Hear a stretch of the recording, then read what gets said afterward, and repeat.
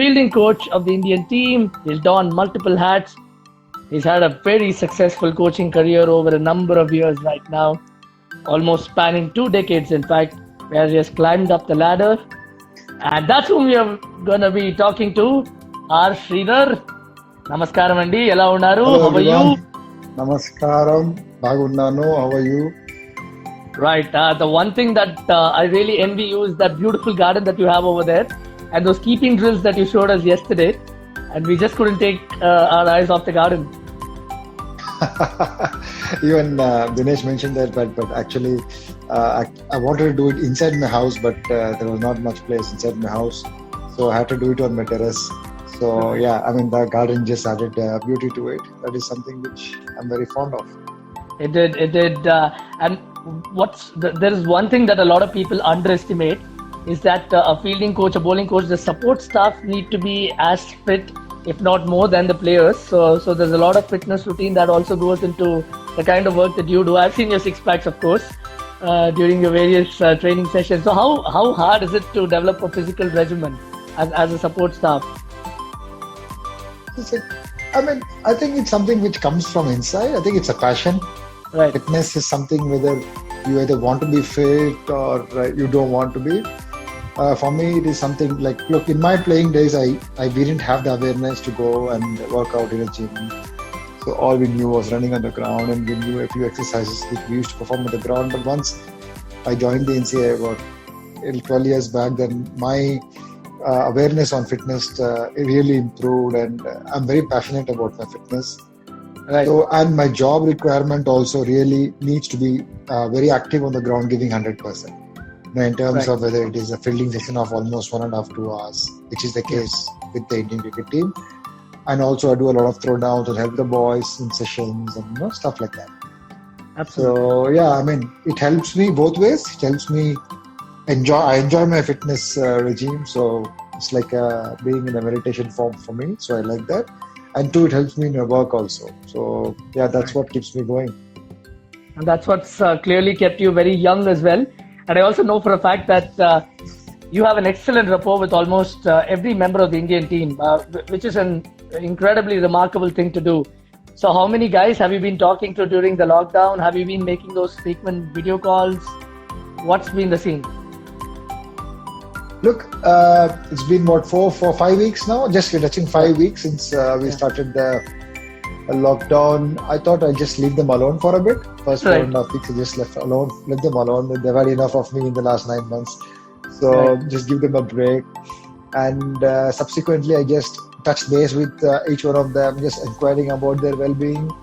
And, so it is not that I've really launched myself into them, just allowing themselves to be. And now slowly, one by one, I'm just letting them know that I'm there for them if they need any help in terms of anything they want to do. Right. And that's about it. So yeah, I'm just getting in touch with each one of them, just one by one. Right. So are the boys given homework even at this point? Obviously, there can't be any fielding drills per se, given that all of you are working remote. But are there any specific drills or specific assignments of sorts that are given to the players that they need to follow during this period, even considering the fact that it's a lockdown? Voice is breaking a little bit, Arun, but yeah, can you I hear me? haven't given them any. Yeah, I can hear you, Yeah. but it's just that you're in and out of the volume. Yeah. So no, what I was saying is I don't not give them, not spoken to them or given them any specific rules. Right. I think this is a good time for all the players to look inward. Right. I think it's a good time for them to reflect. I think it's a good time for them to be very compassionate and grateful. There should be an attitude of gratitude for where they are at this moment of time when the whole world is struggling. Correct. So that is something I want the players to reflect upon, and that in turn will really help them grow mentally tougher. Right. That is what is the need of the hour, in my opinion. I mean, it's just my opinion. Right. I'm not saying I'm right or wrong. That's for people to judge. But it's very important to, for all these boys to reflect and have a feeling of compassion and gratitude towards where they are in life today. They deserve it. Absolutely, absolutely. No two ways about that. But I also know that you're someone who takes your homework very seriously. As far as your coaching routine is concerned, you're always with the laptop. You're always making those extensive notes, and you have those key performance indices on which you judge players as well. So where does that stem from? Is that something that you kind of academically put together, or is it just the kind of person that you are? Look, right from my early coaching days, I was somebody who always took a lot of notes. So I was my coaching methods were like that. Right from I would say 2003 onwards, I used to meticulously prepare every net session, even if it was in a private academy. I used to prepare as to which boy needs what kind of an attention, how much time, make sure everybody had equal importance. So that is something which started from me right from my early coaching days. Right. And then, like you said, as a part of the question, academically also, it helped me keep statistics and it helped me improve. It helped me discuss with them what is that needs to be done. So, yeah. And it also helps me remember. I'm not someone who remembers everything too well. So I just make a note of everything so that I can always go back and have a look at what happened in the match, because there is so much happening in a game all the time. There's so much of action. There is so many things happening at one time. Sometimes you tend to get, ignorant of certain things which are happening. So I make a note of everything so that later on when I debrief with the boys, it will be a lot easier and more specific. Right, and as some of the viewers might not be familiar with the fact that there is also a gradation system, there is a point system upon which you evaluate players series upon series, and points are aggregated, and then a winner is also judged at the end of the series on your official WhatsApp group. Now, spill some beans on who has won your Sridhar Premier League more often than not. Look, surprisingly, there are quite a few guys who've been named as the best fielder in most of the series we played so far. There have been so many. Since we started the rankings in 2017, I mean, there have been a lot of occasions when somebody other than Jaddu or Virat have gone on to win the best fielder, because there are so many denominators to decide that. There are so many factors which decide that. So it's about getting the catches coming to you, you picking them up, and being in the right place at the right time in terms of ground fielding, catching, and everything. So one thing is that it's not always been a Jadeja or a Virat or a Hardik. There are so many occasions where others have out. There's been Umesh Yadav who's won a few when he played the entire series. There's been there's been some. Aju has done it regularly in test matches purely because of his catching ability. Rohit has done well in a few. So, now the youngsters are coming higher, and Rahul, they've been very good.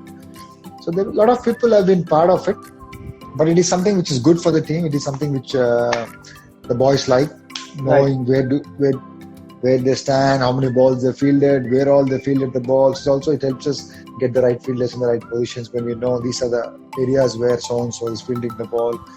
So, yeah, it really helps those things, and the boys are excited about it. Right. The other more exciting aspect, at least looking from the outside, is the kind of innovative fielding drills that you brought about. I know that you use multicolored balls, and then you call out the color, and then the fielder is supposed to react accordingly. Then you have those blindfolded training sessions.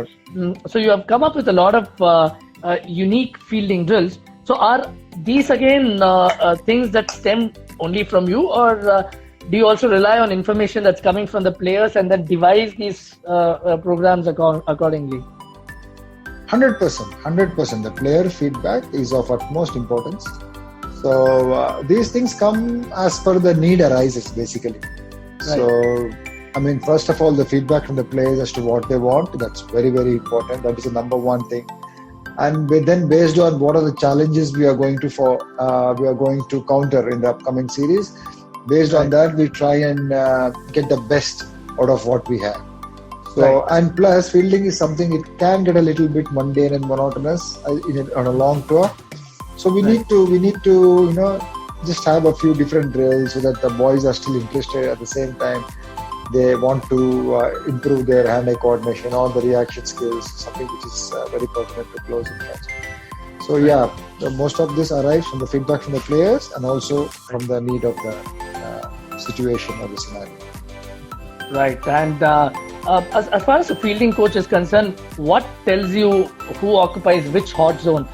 For example, if there are a couple of new guys coming in, what tells you that X is a good slip fielder, for instance, or Y is a good out cricketer, to use another example? So what are the cues that you're looking for when you try and assign a certain fielding position to a certain player coming in?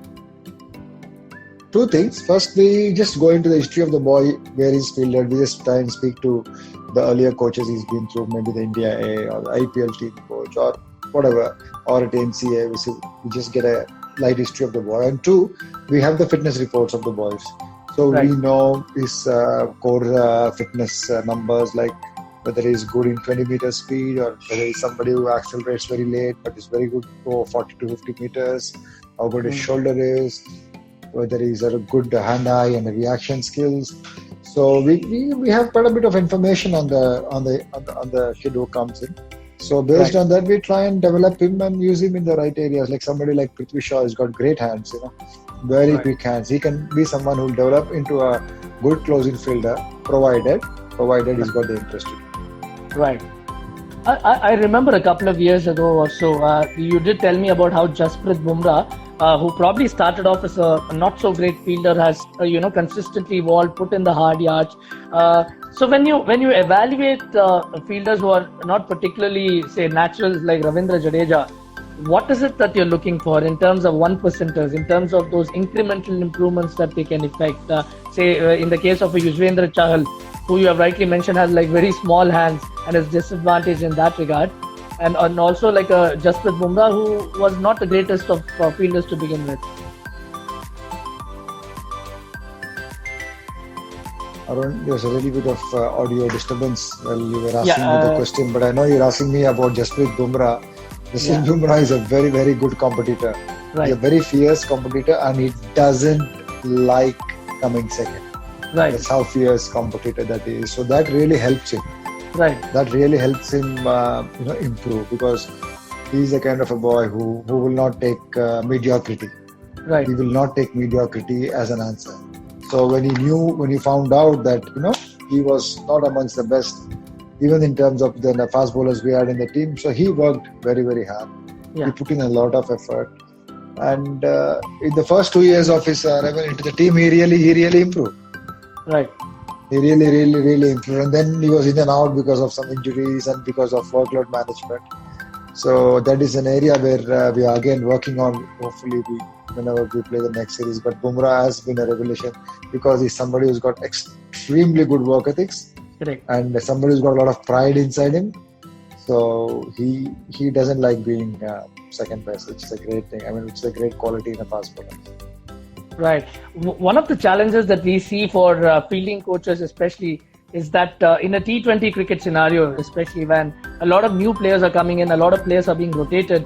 So the concept of those hot zones and who you have assigned for those specific positions, that probably keeps changing, right? When you have a gun fielder in the deep, who's probably replaced by a good fielder inside the circle. So those are slight changes that you'll have to work with. How do you cope with such challenges, in fact?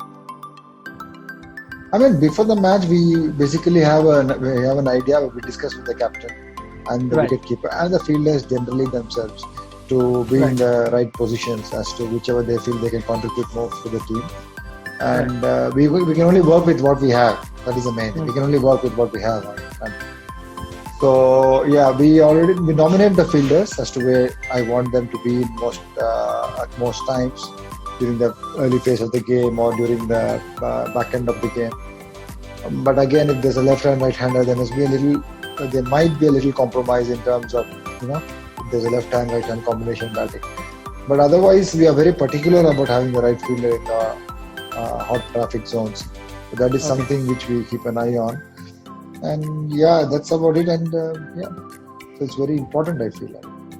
Absolutely. Is it what you were asking, or? Yeah, that's exactly what I was asking. Yes. And yeah, the other thing is that slip catching at one point had come in for a lot of scrutiny, and over the last few series, it seems to have improved slightly. So you've always spoken about two distinct challenges, right? It could be a technical problem, it could be a confidence issue, a concentration issue. what do you think had been going wrong in the first place, and how do you think you have worked around it? When was slip catching not under scrutiny? You tell me. It's been under scrutiny from decades, I guess, because those are positions where no catch is easy. Right. No slip catch is easy. I mean, yes, you're supposed to catch it because you practice it, and you're supposed to be a specialist, and that's why you're playing for your country. But despite all that, despite the practice, despite covering all bases, despite being the best, slip catches are not easy. Right. Because the reaction time is less than 0.2, 0.1, 0.2 of a second. So that is why it needs a lot of practice. It needs a lot of practice. So that is what we do. Again, when you're on tour, we got to be a little careful because it could be a double-edged sword. If you do too much practice of slip catching, boys could get a lot of soreness on their soft pads of the palms, and that could lead to a lot of other issues in terms of positioning and confidence and other things. So slip catching is a combination of mental and reaction skills, practice. So that is what we try and cover mostly in the practice sessions. Whenever we practice, we also make sure we practice with the right mindset, being mentally there all the time. We try and get the same guys standing together in practice as well. And then we do some individual stuff with the boys. And we also address the mental part, so we try and combine it. That's where mostly we have batsmen there. Right. Someone like Ravindra Jadeja is an exceptional freak of nature as far as fielding is concerned, especially. What he does almost seems impossible to replicate. And someone like Virat Kohli, on the other hand, is someone who like voluntarily comes to you and probably asks for those extra catches. So there are like two different kinds of specimens. Who do you basically thrust upon the team as a role model for some of the lesser fielders to emulate? We talk about role models, there is none better than Virat Kohli. Right. When I say role model in terms of work ethics, in terms of practice, in terms of mindset, in terms of everything he does for the sake of the Indian cricket team, there is no one better than him. Like recently in an interview I mentioned, there is a ready-made template for a youngster to fit his style into. I'm not telling change your style. No, there is a template there. Virat Kohli has set up a template. You just have to fit your own style into it and see where you go. I mean, that's what I say. He's a ready-made template for youngsters to emulate in their own way. Right. So, but Jadeja is a beauty to watch, isn't it? Yeah, he is. I could. Oh my God, what a beauty he is. I could watch Isn't he the closest that comes to? He just runs. Isn't he the closest that comes to Colin Bland in terms of hitting those direct hits from the deep? I mean, he makes a mockery of, when he's fielding in a group, he makes a mockery of the other guys who are fielding with him. In fact, I tell him, if you are in a group, other guys may lose their confidence a little bit, please. I say, so whenever Jadeja does something and I'm like putting a caption with the boys, okay, performed by experts, please don't try at home. These stunts are performed by even Manish. Even Manish is very good. He's a beauty to watch on the field as well. I like Manish Pandey on the field as well. He's beautiful. So I mean, these are experts, so don't try these stunts at home, please. So that is what it is. Jadeja, an absolute. I could watch Jadeja day in, day night. Just the way he runs and approaches the ball. Right. It's just something about him which is so different. That's why he's probably the best out there. Right. And these are the outliers that we're talking about. These are the guys that probably make your job that much more joyful. But probably on the other end of the spectrum, even if not on a huge scale, there might be a few of these guys. I'll tell you one more thing. I'll tell you a nice incident. There was recently we were playing a T20 game. I think it was in Indore against Sri Lanka I think it was the 5th of January. I don't know which game, but I think it was that game. So both Jadeja and Manish were not playing. Both of them were not in the playing 11 despite being in the team. One of these games. Okay. Today the West Indies series or the Sri Lanka series. You can confirm it later.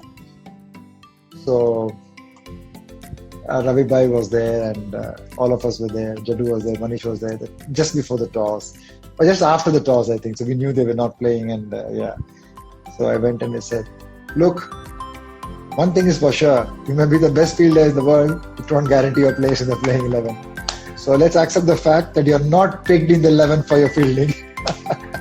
You're picked in the 11. If you're a good fielder, it's okay. But Even if it is a Ravindra Jadeja, you're not picked in the 11 for your fielding.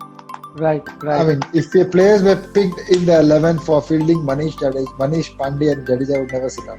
Correct. And then India were playing a match where both of them were sitting out.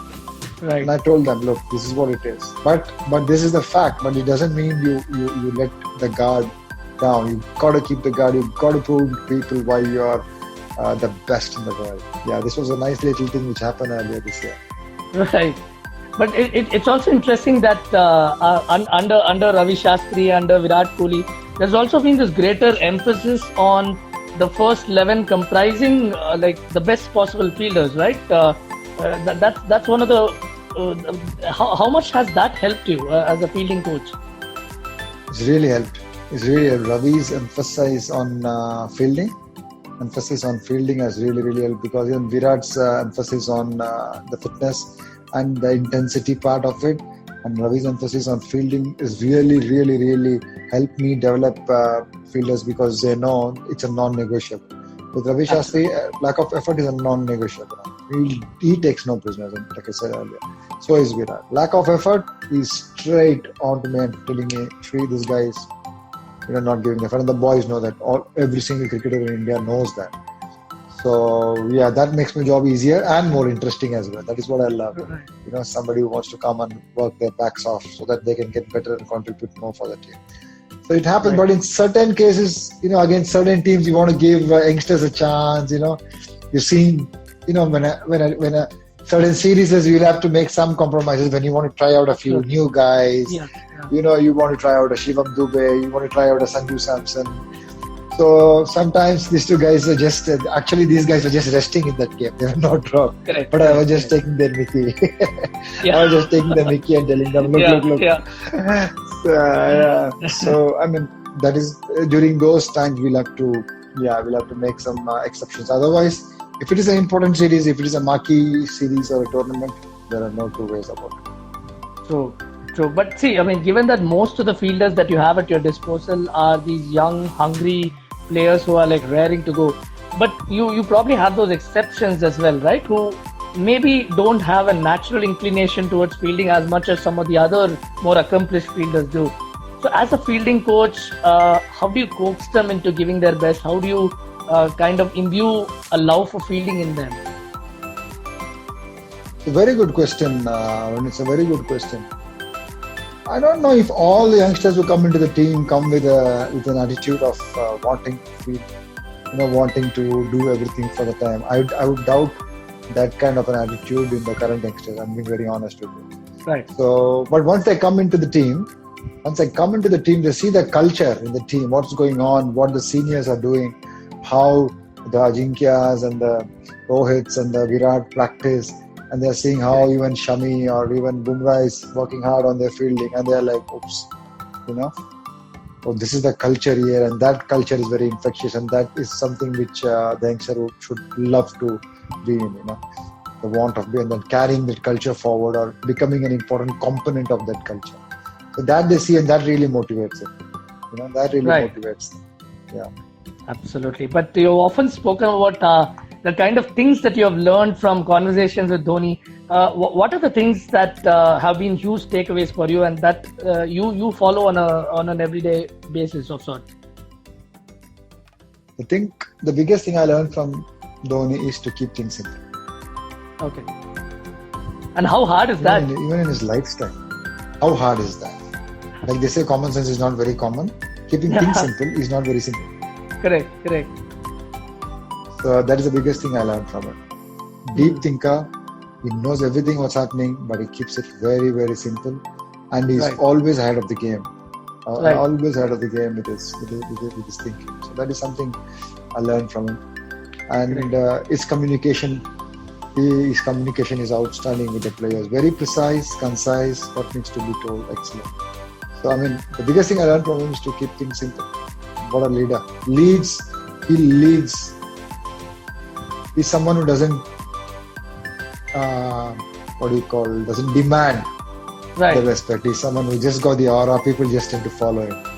That's the aura. That was the only. Right. Yeah, the fielding captaincy system that you've brought into place. How does that work? I mean, that's how you develop leaders, isn't it? How do you develop leaders? By giving them the responsibility. Right. By being inclusive, by being democratic, by giving them the ownership and asking them to come up with solutions. That's how you develop more leaders in the team. And when you develop more leaders in the team, it's always a good thing. It's a good place to be in for the team.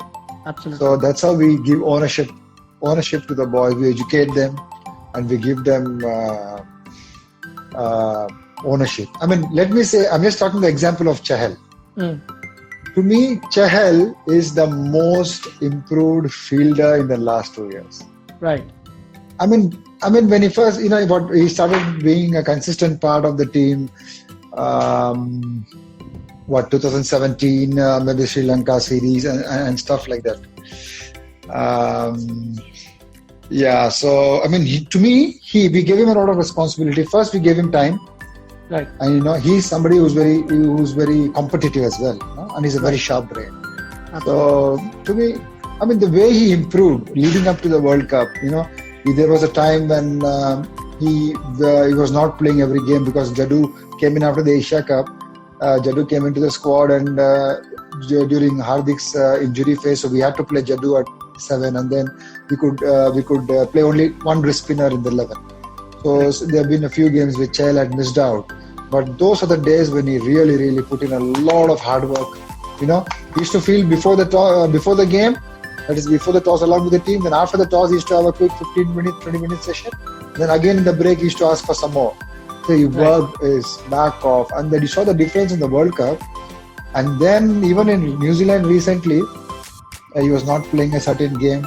So when we needed a substitute, he was the first guy to put a hand up in the air and say, I'm going in. And if you see, even in a few games against Australia here, when Rishabh got hit as well, he was the guy who went in and fielded. So, and his attitude towards fielding has changed. That is by giving them responsibility, by making him feel that he is a good fielder, by giving him the right practice, by giving him ownership. Yeah. Today, he can call himself as an all-rounder. I mean, I'm not talking about his batting skills, which is very good, but about his bowling skills and his fielding skills. I mean, so he considers himself an all-rounder. He comes and tells me, "Aaj dekho, aaj main kitne run rokunga, 9 rokunga, 12 rokunga. This is where I should have been." And he comes to me. He discusses after the game, that I should have done better. And I said, "No, it was a good effort. You gave your best. No, but I could have done it." So to me, that the way Chahal has improved his fielding is phenomenal. And that's also despite having a handicap of sorts, right? Because Chahal has like really small hands. He can't make a really big cup with his hands. So how do you tide brittle over... Brittle fingers as well. Poor guy's got very brittle fingers. Yeah. He's got many very fractures on his fingers as well. So how like that is in fact even more inspiring for some of the other guys coming in, I'm pretty sure. But speaking about all these conversations, these one-on-ones that you have, mind over matter for Chahal, it was always mind over matter, and he put his mind ahead of. Brilliant for him. Right. Proud of that boy. Right. And so you have these one-on-one conversations with all your fielders, with all your boys at different points of time, and they've also expressed their gratitude towards you. What's been some of the more touching moments for you as a fielding coach when they've come back and expressed their happiness, their gratitude at the kind of work that you've done for them? Could you give us a couple of instances? I don't know. So far, I mean, I don't know. One moment which I really remember is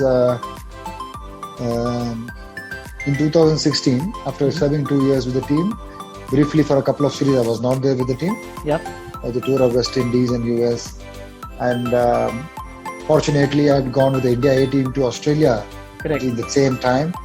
The Hardik Pandya. Hardik, Chahal, Kedar, Shreyas, Vijay Shankar, Sanju, Manish, Karun. What a team we had. I just loved it. Jayant Yadav was there, and we had some lovely fast bowlers. Shardul came in, Varun Aaron was there. We had a great team, and that was a great tour. So then towards the end of that tour, I got a call from my manager saying that you might have to leave the tour early because your services may be needed for the New Zealand tour New Zealand touring India. That was in 2016 October. So I left that tour after the first unofficial India ping ball test. I flew straight to Kanpur to join the team. And so when I landed about 9:30, 10 in the morning, and we were leaving for practice at 2:00. So at 1:50, 1:54, like that, I got into the bus, and then there were so many players sitting in the bus, and they gave me a very, very warm, loud welcome. In fact, that was a very touching moment for me. In fact, Virat was sitting there, he got up, gave me a big, big hug. Right. He gave me a big, big bear hug, and Virat said, "Oh, I'm so glad to have you back in this team." And that was a big moment for me. That is the most touching moment when I speak about it. And even MS, then I said, MS came back, and the one-day team, he said, "You're back to where you belong." And with MS saying that was these two legends, Virat. The ultimate validation. That was a big thing for me. So I try and not let them down at any point. You also started out at the age group level, right? You've done a lot of age group coaching, and you have coached the under-19 World Cup side as well. How different is it to coach an emerging side, a youth side, basically, as opposed to a senior national side? What are the differences in approach that you are required to bring to the table? That's a terrific question. I mean, no one has ever asked me this question. It's a brilliant question, Aaron, because there's a huge difference. Right. There is a huge difference. Right. In age group cricket, the entire coaching methodology changes. Okay. Because under-19 and all, when I was filling coach of India under-19 team for about, say, 4 years, so 11, 12, 13, 14. Yeah. And you just ask them to walk through a brick wall, they'll walk. Okay. You just ask them to do this, they will do it. No questions asked. Okay. They trust you so much, and they are so enthusiastic. There is no hold barriers with these under-19 boys. There's so much of energy because just the fact that they're playing India under-19, they're playing India for the first time, and the energy inside them, they're all teenagers, just 18, 19, is unbelievable. So you got to be careful and channelize them.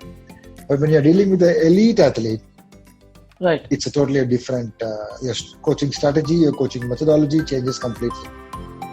So there it's got to be more question-based coaching, not instruction-based coaching. Okay. In junior cricket, it can be instruction-based coaching, right, but in elite level coaching, it has to be more democratic, more probing-based coaching. Where the player want to be? Because when I first came into the Indian team, one player came and asked me, I have an international career at stake, which is, say, which has got so much of money involved. How will you make my career better? Right. So much of matches involved. I have 50 test matches at stake in the next 5 years. How will you help me play those 50 matches as a better fielder? It's a terrific question he asked. Correct. So that was again thought-provoking for me. Yeah? So with these guys, you got to understand their strengths and get the best out of them. So the approach between under-19 team and a senior team is a lot different. I think that is where the coaching experience of coaching at the grassroots level and then climbing slowly really helps. Right. That is why I consider myself very, very fortunate as being as a understudy for someone like a Bharat Arun, who's coached at various levels. It really helped me. And also coaching from real grassroots level, I mean absolute academy level, and then heading step by step into the Indian team with an IPL in between, 4 years of IPL. That also helped me in my journey. It's like a cricketer, isn't it? Something which Rahul Dravid always mentioned. The coach's journey should also be like a cricketer's journey. You start with districts, basic academy, from the bottom up. Academy, then districts. It really helps. If you want to understand the players better, if you are doing the hard work on the field. Yeah.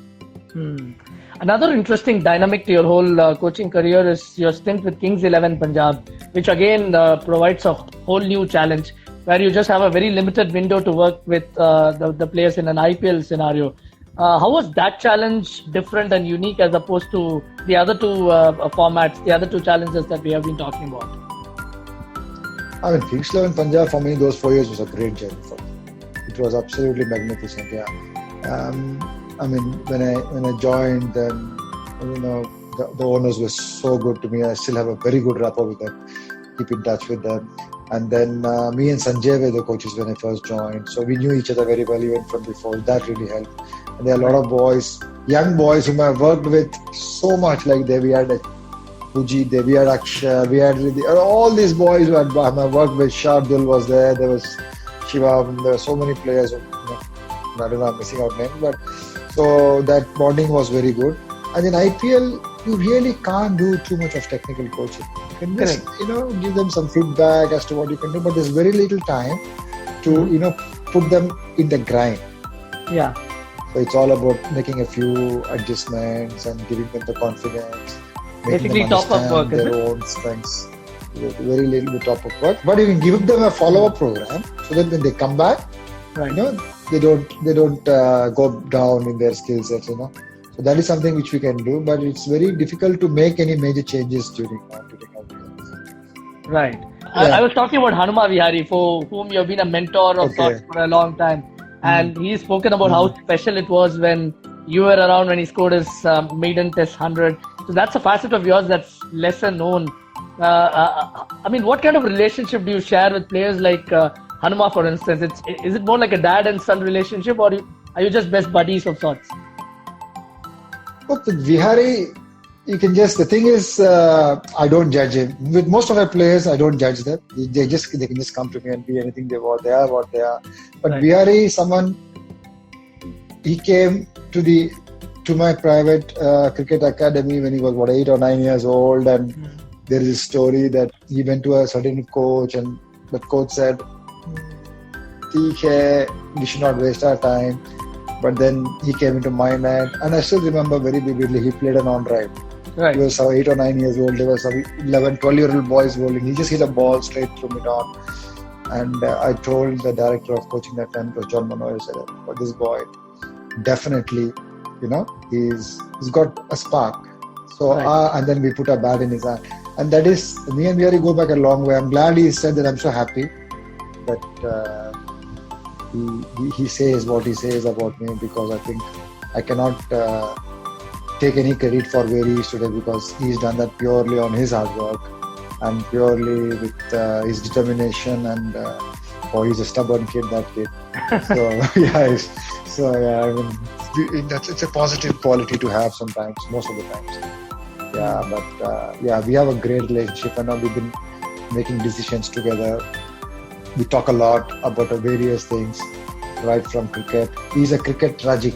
He's an absolute cricket tragic. You ask him the score of Division 4 Namibia versus Uganda, he'll tell you the score.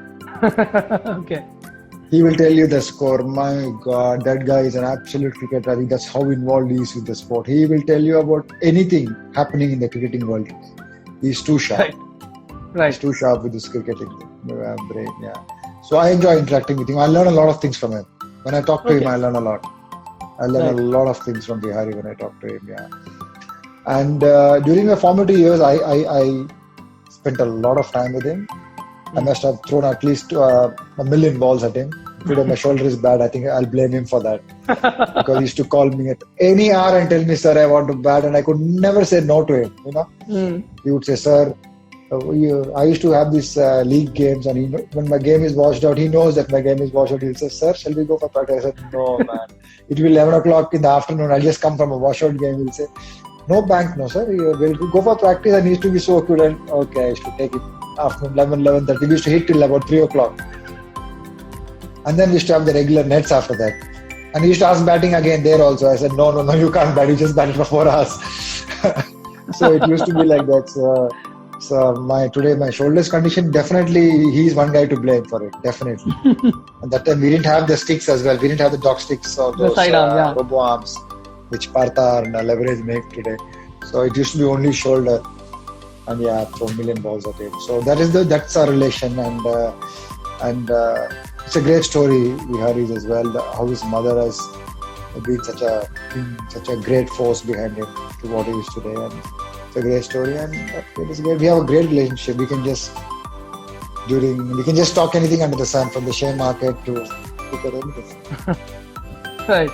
So we've got an interesting viewer question. This from Shankar Raman. Yeah. So he asks, do you have any specific drills for A, Test cricket, and B, shorter formats? Because T20 is a fast game and fielding plays a key role. Is there anything special or unique that you ask the players to follow for the white ball format? White ball will all be about intensity, being the agility base, and so we do have drills for the white ball where we have a lot of intensity and agility based drills, where there are a lot of direct hits, where there are a lot of throws from the deep, where there are a lot of catches diving away, a lot of catches on the boundary line, those kind of drills. But when it comes to Test cricket, it's played over 5 days, so we got to ration our concentration. It's very important to be focused throughout. It's not easy to do that. Right. So our focus is more on close-in catching. Right. Slip catching, silly point, short leg, and all those things. At the same time, those who field outside in Test cricket, we give them the same kind of drills we would give in a one-day cricket. So it's also individual-based, format-based, and conditions-based. So it would differ. Okay, that's Prakash from Crickbuzz who has another difficult question almost, if I may put it that way. Which fielding position is the toughest to train for? Yes, in my opinion, the fielding position toughest to train for would be backward point. Mm-hmm. I mean, as a coach point of view, or is it, I think, from a player point of view? From a player point of view. Yeah. From a player point of view, again, backward point is a situation where you can't simulate too many times in practice, so that needs a lot of anticipation. So we try and do that with square cuts hit, but it's still not the same. It's still not the same. That and backward point and gully would be positions where you need to train very hard. And other things, stuff would be the forward shot leg, silly point stuff. So these are the positions, in my opinion, which comes to my mind right away. Maybe if I think a little deeper, I'll come with something else. But other positions are easily, you can simulate them a lot easier. The most difficult things to simulate would be, a backward point drill, which needs a lot of hitting, square cut, a lot accurately as well, throwing at the right pace and stuff like that. That will be a little challenging to simulate. And silly point, short leg, also we try and simulate a little better nowadays. Yeah, so. Right. Yeah. So there is another point that's always intrigued me as a viewer. Like players backing up, the fielders backing up.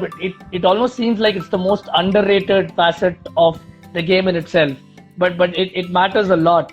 But it's also one of those more unfashionable skills which doesn't get a lot of brownie points from commentators, or it's not that flashy stuff. How do you manage to evolve a system where backing up, as basic a skill as it is, it's still done like clockwork with clockwork precision? So you've been asking some good questions today, Arun. I must tell you that. Okay, so that is something which we also discuss, backing up. It is something which happens very naturally because you've been doing it from childhood, most of these players. So that is a non-negotiable in this team because we need to be backing up each and every throw. Then only it allows the fielder to throw with more freedom. That in turns will create more runouts. And also we have a certain template or indicator which we say when the ball goes, say we are in the end overs of let's say end overs of limited over game. Okay, we say call it death overs or slog overs, whatever you may want to call it. So when the ball goes on the offside, square on the offside, every fielder on the onside has to come inside the 30-yard side. What you say. Similarly, vice versa. If the ball goes out on the offside, every fielder on the onside has to come inside the 30-yard side. That's the kind of intensity we want to have. So we try and follow those principles, and we also anticipate which way the throw is going to go, and more than one fielder. And we don't line up behind each other. We spread out into spaces because even a ricochet of the stump has to be packed. Sometimes every direct hit is not a run out. Sometimes the ball is the stumps and it goes away for a boundary which you could save if you are more aware. So we've got to be proactive. That is something which we practice. We have a drill called round the clock, which we do quite often. Okay. That is a drill where we practice a lot of backing up. Okay. every throw is backed up. Yeah, we incorporate Right. into our drills as well. Yeah. Right. One thing that I've noticed you often speaking about is the throwing technique as well of players. So you have spoken about how Bumrah has a really gun arm, but his throwing technique at one point needed certain mending. So how do you work on that?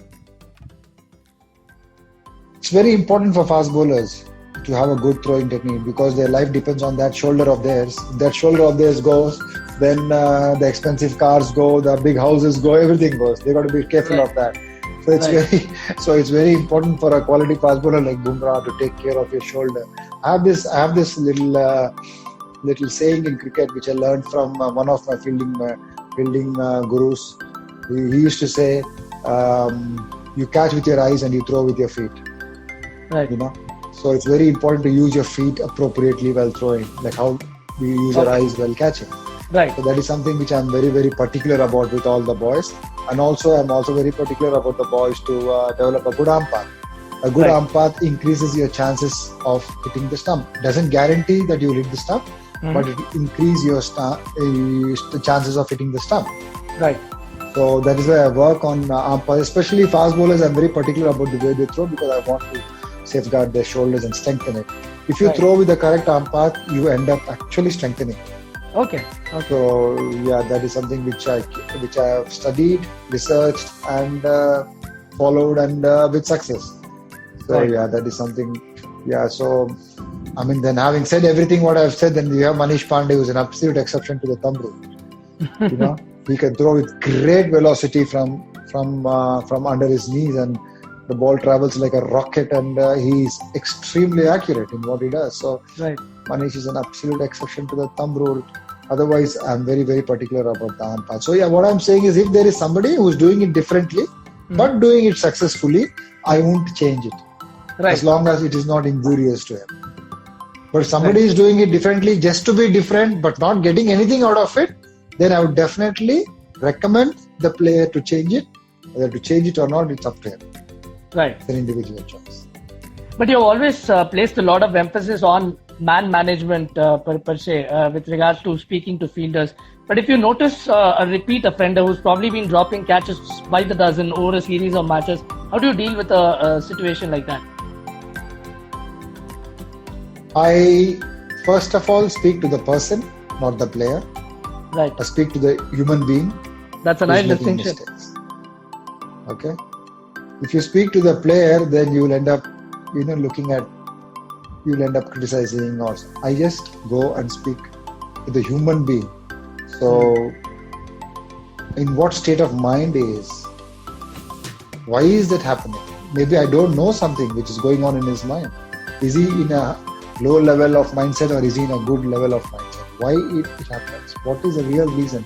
First, I ask myself these questions for good 48 hours after the incident. Right. Do I really need to address it? And there have been occasions where I know I have the 10 out of, I have the right answer 10 out of 10. Even then, don't go and tell it to the player, because I firmly believe he will find a solution of his own. Yeah. I nudge him towards the solution. I never give them the solutions. I help them make decisions, never give them the decisions. So once I speak to the player, the person behind it, a lot of answers come. It's so much easier to address these flaws. It's important to coach the person, not coach the sport. Right. So lastly, before we let you go, what's been the most memorable aspect? What's been the most memorable aspect? I kept my word. we are wrapping it just under an hour. Sport, yeah.